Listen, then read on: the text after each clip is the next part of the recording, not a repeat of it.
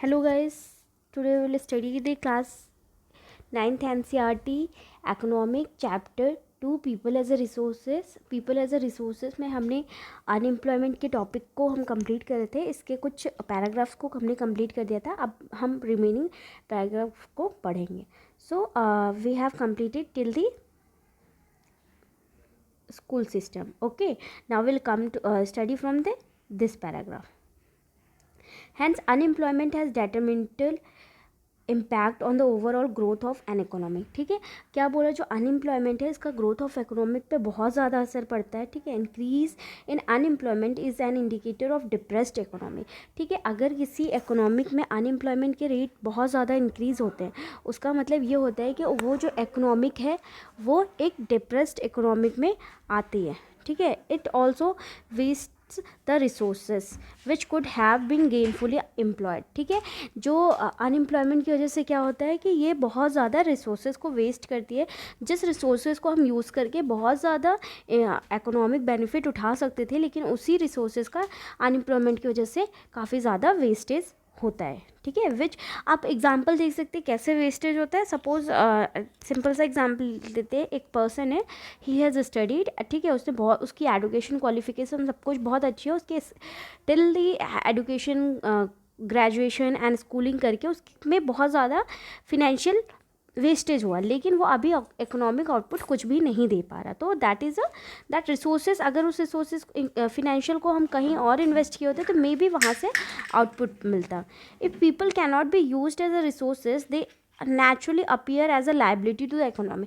ठीक है, हमने ऑलरेडी देखा था कि जब पॉपुलेशन, बहुत सारी पॉपुलेशन या बहुत सारे लोग जब क्या बोलते हैं कि अनयूज हो जाते हैं, means like they are unemployed, okay, they are unhealthy.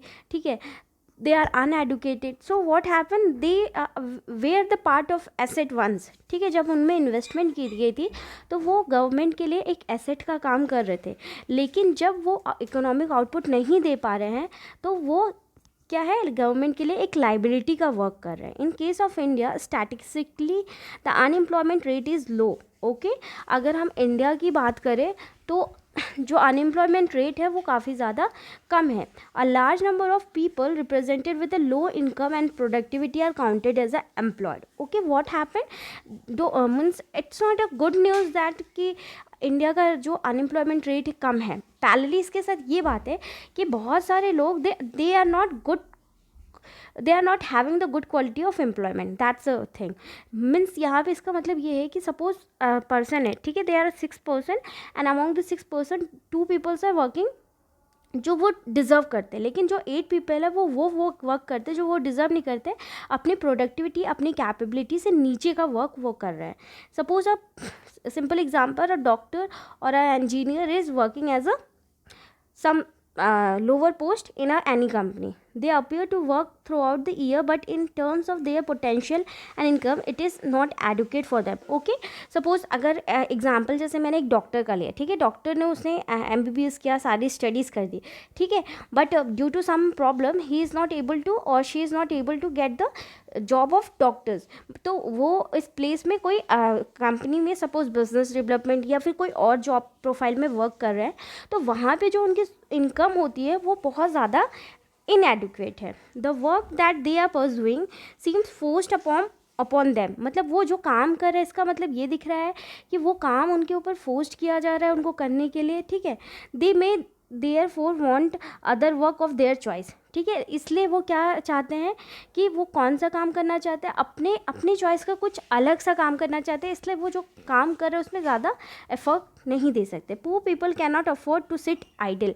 Okay, what it saying कि जो बेसिकली इंडिया की कंडीशन ये है कि यहाँ पे लोग अनएम्प्लॉयड नहीं रह सकते. रीज़न, क्योंकि they are very poor.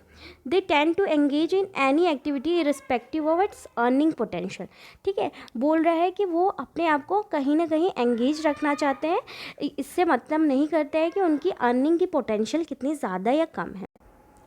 their earning keeps them on a bare subsistence level. what happen कि what they are earning वो उनको एक नॉर्मल से subsistence लाइफ प्रोवाइड करती है. Moreover, the employment structure is characterized by the self employment in the primary sector. What happened कि अगर हम प्राइमरी सेक्टर की बात करते हैं, ठीक है, तो जब आप इकोनॉमिक में आगे क्लास में जाएंगे और आपको टॉपिक वहाँ पे एम्प्लॉयमेंट स्ट्रक्चर के बारे में पढ़ने को मिलेगा, तो वहाँ पे आप प्राइमरी, सेकेंडरी, टर्शरी एंड आगे के सेक्टर के बारे में स्टडी करेंगे कि बेसिकली प्राइमरी सेक्टर में क्या वर्क होता है, सेकेंडरी सेक्टर में क्या वर्क होता है, टर्शरी सेक्टर में क्या वर्क होता है, ठीक है. The whole family contributes in the field even though not everybody is really needed. Okay, होता क्या है कि बेसिकली अगर प्राइमरी सेक्टर की बात करते हैं, ठीक है, तो प्राइमरी सेक्टर में क्या होता है, कई बार बहुत पूरी फैमिली मेम्बर वर्क करते हैं, ऑल्दो उनकी ज़रूरत नहीं होती, then also they are working. So there is a disguised unemployment in the agriculture sector. ठीक है, तो यहाँ पे डिस्गाइज्ड अनएम्प्लॉयमेंट होता है एग्रीकल्चर सेक्टर. तो आपको यहाँ पे समझ में आया कि एग्रीकल्चर सेक्टर जो है वो बेसिकली हमारी प्राइमरी सेक्टर ऑफ एम्प्लॉयमेंट में आता है. But the entire family shares what has been produced. Okay, what saying कि ठीक है, वो उन्होंने जब वर्क किया एग्रीकल्चर में, तो although the whole family member involve, ठीक है, उन्होंने पूरा कंट्रीब्यूट किया, लेकिन उनकी रिक्वायरमेंट वहाँ पे नहीं थी, लेकिन जो वहाँ से प्रोड्यूस हुआ तो वो खा तो सारे लोग रहे हैं ना. ठीक है, this concept of sharing of work in the field and the produce reduces the hardship of unemployment in the rural sector. क्या बोल रहा है कि ये जो कॉन्सेप्ट है वर्किंग का फील्ड में, इसकी वजह से क्या होता है कि लोग हार्डशिप को रिड्यूस करते हैं अनएम्प्लॉय.